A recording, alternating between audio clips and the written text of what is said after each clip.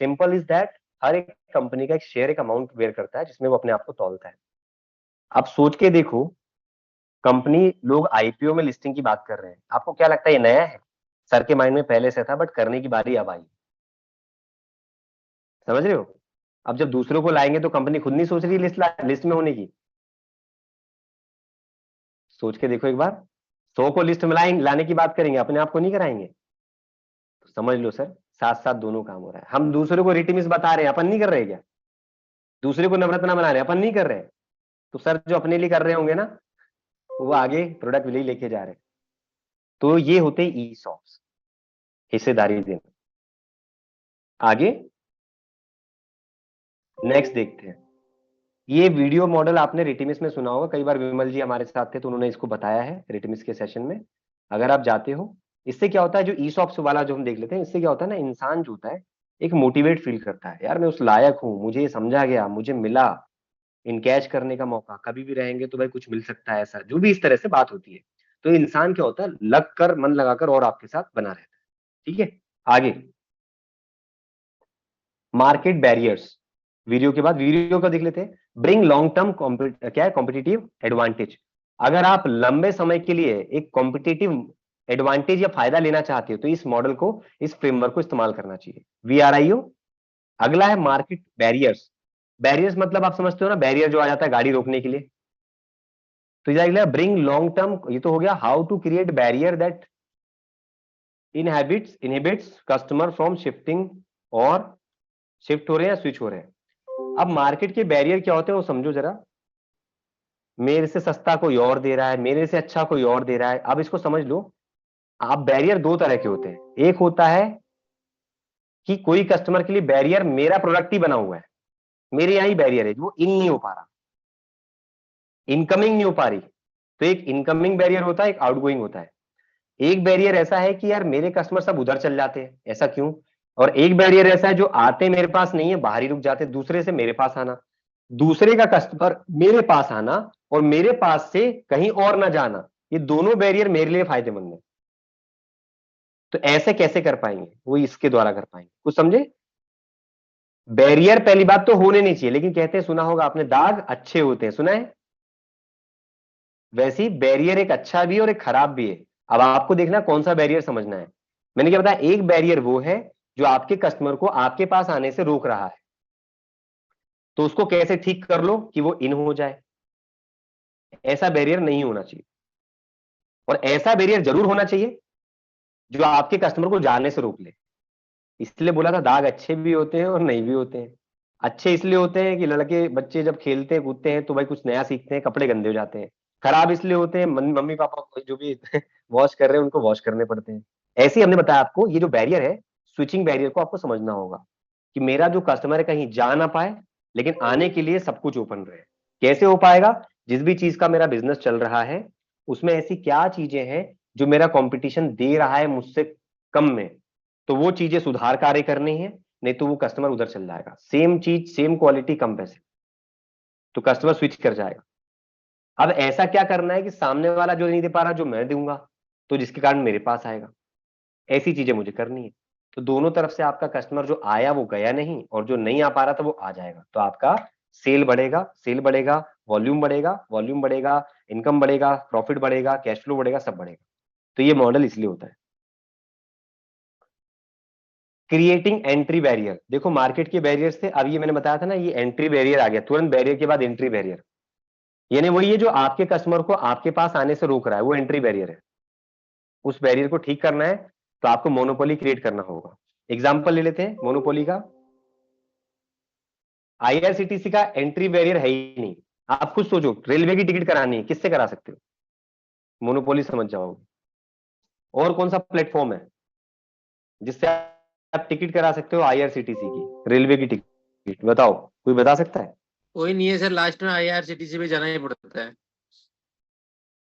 कोई मन में सोच रहे होंगे फ्लिपकार्ट से, अमेजोन से, इधर से, मेक उधर माई से, ट्रिप में भी होता पेटीएम है, से। बट IRCTC की तरह नहीं है।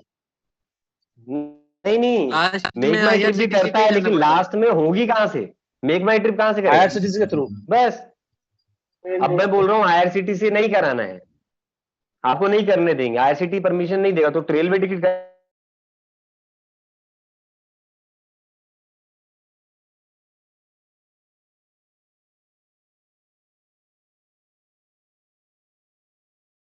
में भी, ठीक है। तो मेरे पास कॉल आया, जबकि मेरा भाई भी है, तो डैड से बोला होगा मैं जाता हूँ, बोला नहीं नहीं पहले उधर पूछ लो भाई से, और वो बोलेगा उसके हिसाब से वो वाला लेना। तो ये मोनोपोली है, अभी तक बता रहा हूँ। मैं देखना चाह रहा था मेरे भाई जाके खुद ले आता है कि नहीं, आई वॉज टेस्टिंग। जो आपको सिखाता हूँ तो ना मैं भी सिखाता रहता हूँ घर में ना। तो वो डिसीजन मेकिंग में एक टाइम पर ना कम वीक हुआ करता था, बट आज की डेट में वो 1 साल हुआ है, वो अभी डिसीजन मेकर बहुत अच्छा बन गया है। तो आई वॉन्ट टू सी कि वो डिसीजन कितनी जल्दी ले पाता है, कितना अच्छे से ले पाता है, और कितना क्वालिटी का होगा वो डिसीजन उसका। तो बार बार बोल रहा है भैया ने आपको बताया, मैं टाल रहा हूँ। मैंने कहा मेरे पास टाइम नहीं है, तू खुद देख ले भैया, 3 स्टार लूं, 4 स्टार लूं, 5 लूं, कोई न्यू अराइवल आ रहा है, सैमसंग लूं, ये लूं वो लूं। फाइनली उसने डिसाइड करके क्या बताया, भैया जब मेरे को ही लेना है ना, और नाम ये बताना है कि भैया ने बताया है, मैंने बोलना जो लेगा ना बोलना मैंने ही बताया। मैंने कहा भाई गलती होगी, एक बार गलती होगी, डिसीजन जब तक टाइम नहीं दोगे। तो एग्जाम्पल बता रहा हूँ। तो व्हाट डिसाइडेड, सर सैमसंग भैया लेते हैं। मैंने कहा क्यों, कारण भी पूछ रहा हूँ।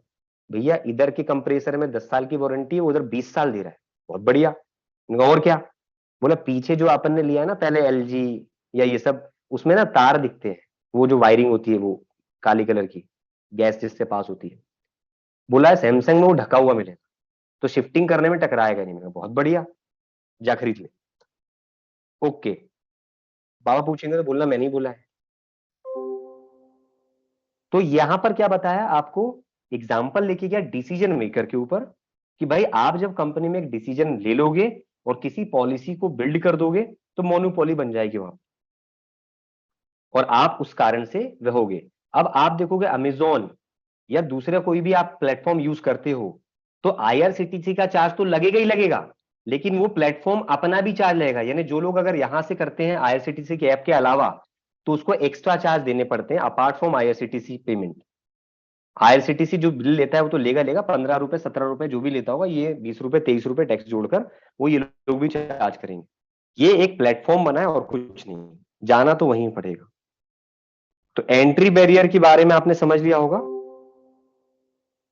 क्रिएट करना होगा एंट्री बैरियर बिजनेस में, कि ऐसा बैरियर बना दे कि लोगों की इनकमिंग तो हो, श्याम जी, लोगों की इनकमिंग तो हो कि भाई कंप्यूटर खरीदने आपके पास आए, लेकिन जो एक बार आ जाए वो दूसरी बार लैपटॉप लेना जाए तो कहीं और से ना ले, एग्जिट डोर नहीं होगा उसका। प्रोडक्ट का पोर्टफोलियो, आज पोर्टफोलियो शब्द में अगर बताता हूं, जैसे एक आपका है, आपकी एक दुकान है यहां पे किसी की थी अभी, तो उस प्रोडक्ट आपकी उस दुकान में जो जो आप बेचते हो वो पोर्टफोलियो है आपका, यानी इन्वेंट्री कहते हो।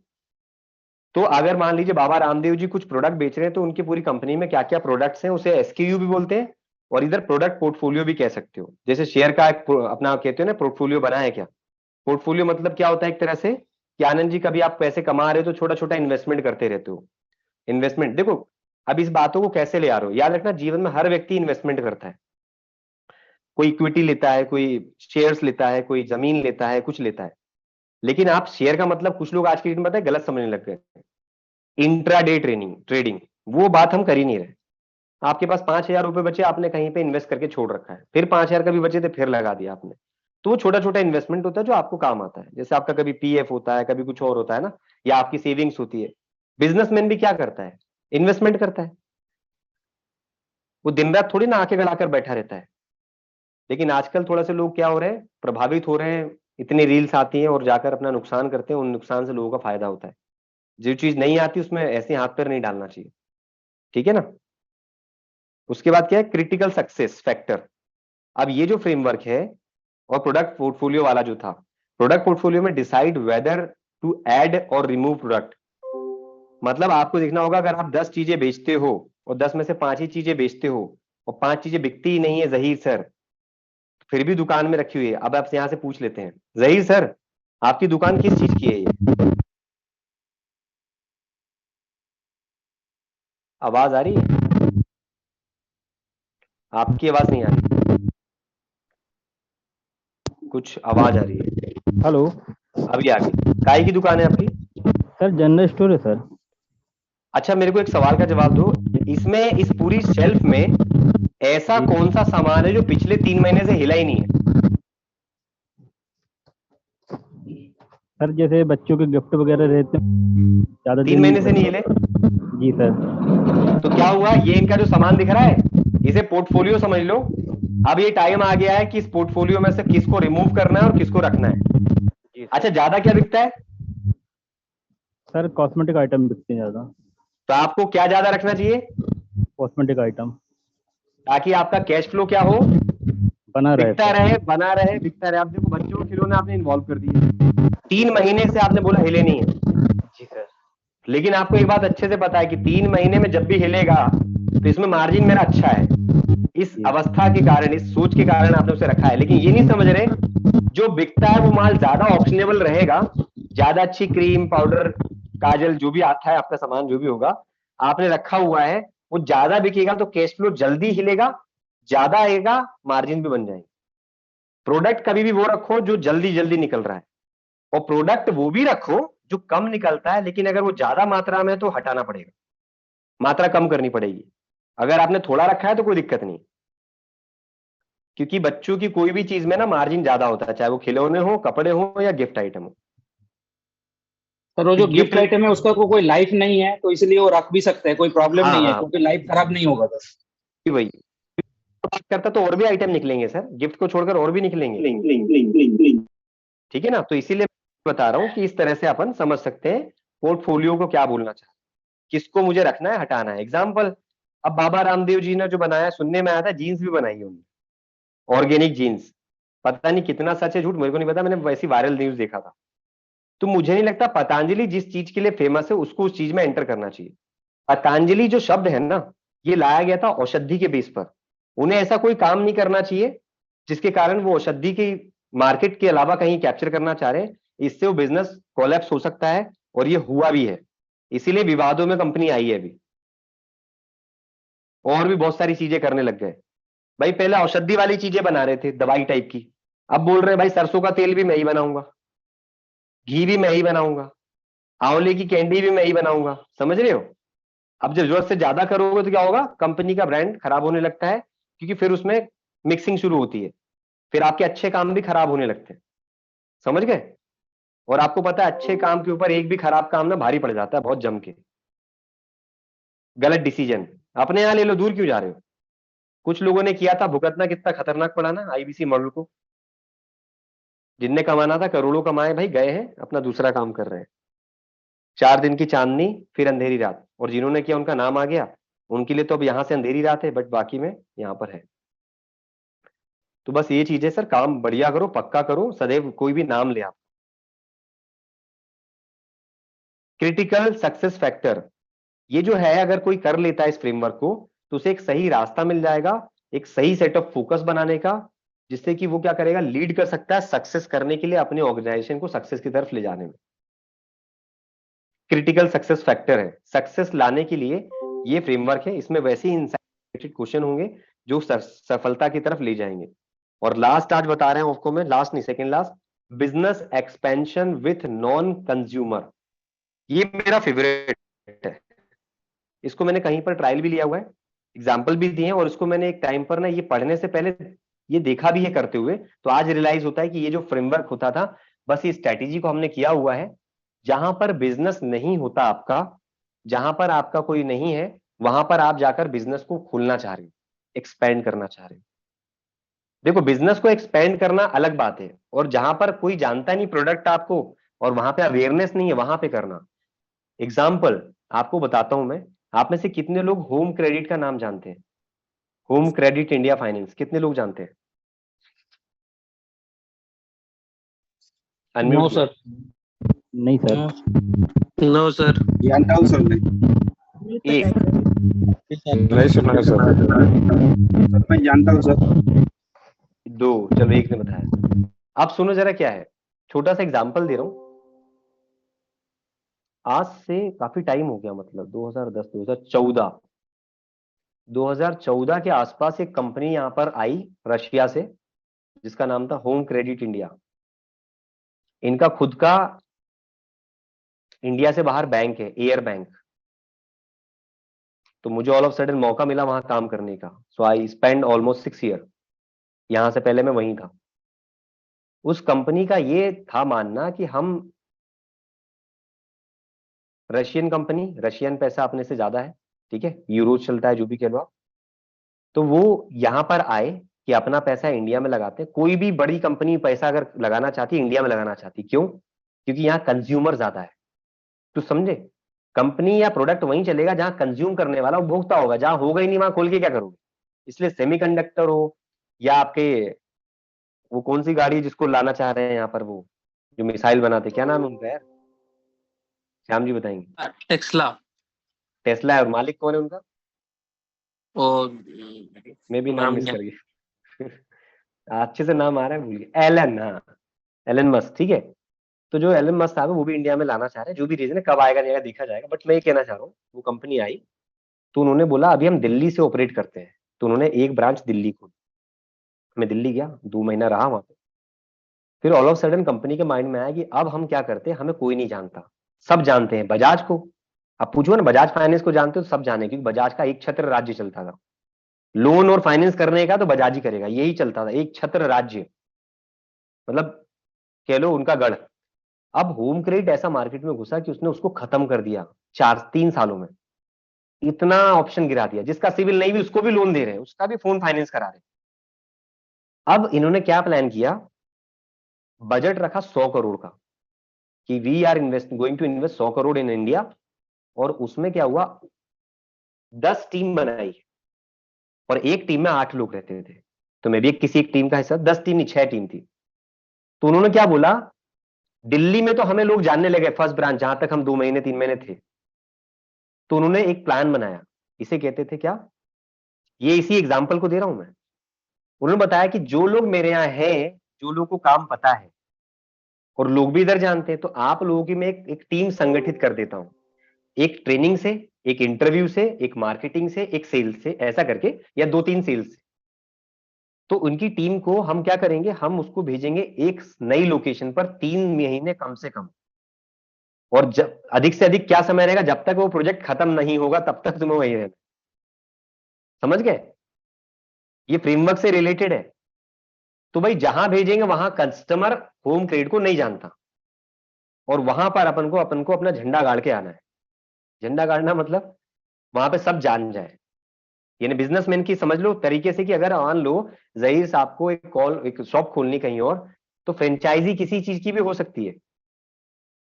आप देखो पुजारा टेलीकॉम, आप सर्च करना, ये एक मोबाइल की ऐसी शॉप है जिसने फ्रेंचाइजी डाल दी, पुजारा टेलीकॉम। आज की डेट में वो हायरिंग करता है, मुझे सेल्स पर्सन चाहिए, मुझे टेरिटरी मैनेजर चाहिए। समझ रहे हो? मतलब श्याम सुंदर जी आज कंप्यूटर की दुकान चला रहे हैं, तो ये फ्रेंचाइजी मॉडल पे जा सकते हैं कि भाई आप मेरी फ्रेंचाइज, मेरी दुकान से इतना माल बिकता है मेरे नाम से, तो फ्रेंचाइजी मॉडल पे जा सकते हैं। तो क्या होगा, दूसरी जगह पर जाना होगा और ये शॉप खोलनी पड़ेगी। तो ये फ्रेमवर्क है आपके पास, कौन सा, एक्सपेंशन। अब जहां पर कोई नहीं जानता वहां पर इनके लोग जानकारी देंगे, तो सर्वे वगैरह मार्केट में होता है। तो मैंने क्या बताया, हमको एरिया मिला था कि भाई इस स्टेट में जाना है, तो मैंने 4 सक्सेसफुल किए थे। एक भोपाल, यानी जो मेरा होम टाउन था, मैंने वही मांग लिया था। मेरे को उन्होंने ऑप्शन दिया कि यहाँ यहाँ हम जाने वाले हैं, तो मैंने कहा sir I am from Bhopal, मुझे भोपाल ही दे दो। तो मैं एक भोपाल गया, बढ़िया अपने होम टाउन, 3 महीने प्रोजेक्ट डिलीवर किया। लेकिन फैसिलिटी अलग मिलती है। Every day whenever you are going out of my hotel, hotel से निकल गए एक बार, so they are giving a cash amount in your hand around 2000 rupees. 2000 रुपए आपके लंच एंड डिनर का कैश, 4000 ही हो गए। सैलरी अलग, बोनस अलग, और इंक्रीमेंट अलग। तो इस तरह की फैसिलिटीज दी जाती है। अब आपके केस में भी ये आप अपने एम्प्लॉय को दोगे, ये क्या है, जब आप बात करोगे ना तो कस्टमर्स को बताओगे सर कुछ फैसिलिटीज दोगे तो होगा। अब वहां करना क्या है, उस जगह पर जाकर आप, सेल्स टीम क्या करेगी, सेल्स करेगी, ट्रेनर क्या करेगा, ट्रेनिंग देगा। ट्रेनर इंटरव्यू भी लेता था वहां पर भी, इंटरव्यू भी लेगा, सेलेक्ट करेंगे, मार्केट में एग्जीक्यूटिव्स आएंगे, एग्जीक्यूटिव के बाद कस्टमर का प्रचार होगा, मार्केटिंग होगी, लोग आएंगे, दुकान वाले को सेट करेंगे कि बजाज से फाइनेंस कराते हो। अब देखो जो व्यक्ति बजाज से कर रहा है वो क्यों लेगा हमसे, तो टाई अप होता है। सर देखो बजाज से आप महीने की कितनी सेल करते हो, बोले सर 30 सेल निकालता हूं। सर हमसे भी अगर कम से कम 20 सेल निकालते हो तो बुरा है क्या, बोले नहीं सर। टोटल कितनी सेल हो गई, 60। आपका फायदा है या नुकसान है, सर फायदा है, करो। हुआ क्या, जिधर से 30 करता था हमने 60 सेल करा दी, कितनी हो गई, 60 सेल और 30, 90 सेल। दुकान वाला बोला भाई साहब आप ही बैठो, यानी जो भी कस्टमर आता था फाइनेंस कराने के लिए, सर होम क्रेडिट से करवा लो। पहले बजाज को देता था, अब होम क्रेडिट से। तो मैंने क्या बताया, एक्सपैंड करने के लिए ऐसे कर कर एक बार एमपी मिला, एक बार राजस्थान मिला, एक बार देहरादून मिला, एक बार, अब देहरादून इतनी अच्छी जगह कि मैं 3 महीने में खत्म ही नहीं करना चाह रहा प्रोजेक्ट, हमने इसको 6 महीने खींचा, समझ गए, क्योंकि बहुत अच्छी जगह थी। और अल्टीमेटली मैं बताना यहां से ये चाह रहा हूं, कंपनी ने क्या कर दिखाया, 100 ब्रांचेस से ज्यादा खोल डाली, 100 ब्रांचेस से ज्यादा खोल डाली, कई हजार डीलर्स टाइप कर दिए, और फिर अल्टीमेटली वो काम चल रहा है। अभी वापस से कुछ चीजें प्लस माइनस हुई है, क्योंकि मेरे को काफी दिन हो गए छोड़े हुए, तो वहां पे प्लस माइनस चीजें हैं। वो लोग अब शायद यहाँ से वाइंड अप कर रहे हैं, होम क्रेडिट को किसी ने टेक ओवर कर लिया, टीवीएस ने, किसी ने शायद, हाँ श्याम जी, एचडीबी जैसे सुन रहे हो, ऐसी एक कंपनी है। अब कल के दिन में इसका एग्जांपल लेते हैं हमारी कंपनी में, आपका पोर्टफोलियो देख रहे हो, तो हमारे पोर्टफोलियो में आईबीसी क्या समझेगा, क्या क्या प्रोडक्ट है, एलएफपी, बीकेबी, आईबीटी। तो हमको लग रहा था आईबीसी भी प्रोडक्ट पोर्टफोलियो में था, हमें क्या हटाना चाहिए क्या रखना चाहिए, कंपनी की हेल्थ को देखते हुए हमने आईबीसी हटा दिया। समझ रहे हो कैसे रिलेट कर पा रहे हो, यहां पर हमने अपना प्रोडक्ट हटा दिया ना, कुछ कुछ प्रोडक्ट पीएससी सिंगल देना बंद कर दिया ना, इसलिए वन ऐप पे दिखता है वो देना है, तो कब क्या हटाना है क्या नहीं हटाना है, कंपनी की हेल्थ को फायदे को देखकर डिसीजन लेना पड़ेगा। तो यहां पर आपका मैंने बताया एक नए शहर में जाकर कैसे हमें अपना वर्चस्व बनाना होता है, ये इस प्रकार के फ्रेमवर्क से होता है। इसमें सर्टेन क्वेश्चन है तो आप देख सकते हैं, इसलिए एग्जांपल बताया 5R model, convert and retain customer easily. अगर ये कोई टेक्निक समझ जाता है तो वो अपने कन्वर्जन में काफी इंप्रूवमेंट ला सकता है। पहली बात तो कन्वर्ट करने में और कस्टमर को आसानी से मनाने में, तो ये तो आपको भी करना चाहिए 5R वाला। देखते हैं किस दिन समय मिला तो 5R का अगर नहीं आता तो एक बार ये टॉपिक रख लेंगे 5R, जैसे 8P रखा था ना कल अपन ने एलएफपी के साथ में, तो 5R के ऊपर बता देंगे। और जिसको आता है तो मुझे बता देना, आप इसी बहाने सेशन देने आ जाना, आपका भी एक प्रैक्टिस हो जाएगा। ठीक है आनंद जी, आप तैयारी कर लो, आप बताने आ जाना एक बार, तो मुझे बता देना कब बता सकते हो, वो वाला टॉपिक रख लेंगे परसों नरसों में जब भी है, ये आपके ऊपर छोड़ता हूँ। श्याम जी, आनंद जी या सुप्रियो जी, तीनों में से कोई भी। तो फिलहाल 10 बज चुके हैं और हमने पास 26 फ्रेमवर्क के ऊपर बात करी है। हाँ 5R, बाकी 26 के ऊपर एक एक करके बात करेंगे। आपने फोटो खींच ली, एक बार आप इसको बस नजरें घुमा लेना। पता है मैंने एक एक करके टाइम क्यों दिया है, अब अगर आपके पास कभी माइंड में नाम आ गए ना तो आप इसके बारे में आराम से बता पाओगे। ठीक है, और एक चीज याद रखना, सारे के सारे फ्रेमवर्क आपको भरने आने ही चाहिए, जरूरी नहीं, आपको बस इसका स्मार्टली जवाब देना आना चाहिए, सारे स्मार्टली जवाब देना आना चाहिए। सबको भरने का तरीका एक ही है, सबको भरने का तरीका एक ही है। सवाल पढ़ो, आ गया तो आंसर लिखो, नहीं समझ आया दोबारा पढ़ो, दोबारा सुनो, नहीं समझ में आया ट्रांसलेट करो, फिर समझो, और उसके बाद जाकर क्या करो, फिर लिखो। अल्टीमेटली पढ़कर समझ में जो आया उसका जवाब लिखना ही फ्रेमवर्क का भरने का सही तरीका है, जो कोई भी कर सकता है। ठीक है, अब बात करते हैं, यहां पर ये हो गया, तो कल का टॉपिक रहेगा रिमेनिंग फ्रेमवर्क। और कल मैं आपको लाइव चलाकर दिखाऊंगा कि किसी की ऐप में अगर कोई आईबीसी है वो फ्रेमवर्क को कैसे देख सकता है, 25 फ्रेमवर्क। तो जिनके पास भी ये मिलेगा वो बढ़िया वीडियो देखना, उसका टेस्ट देना, और उसके बाद जाकर उस फ्रेमवर्क को डाउनलोड करना, प्रिंट आउट निकालना और उसको भरना, और अपने जीवन में, अपने जॉब में, अपने बिजनेस में इंप्लीमेंट करना। समझ में आ गया? तो श्याम सर तैयार रहना। वैसे इसका जवाब आपको पता है तो बता दो, मेरे को नहीं लगता आपको पता होगा कहाँ पे फ्रेमवर्क मिलेंगे। नहीं सर, मेरे को एक भी नहीं मिला। मैं बताऊंगा आपको कल, ठीक है, क्योंकि आपने जो अमाउंट दिया उसमें तो लाइफ टाइम होगा, 1 लाख प्लस दिया ना आपने, तो मैंने 30,000 रुपए दिया था, लेकिन मैंने आईबीसी ज्वाइन किया था, वो नहीं किया था।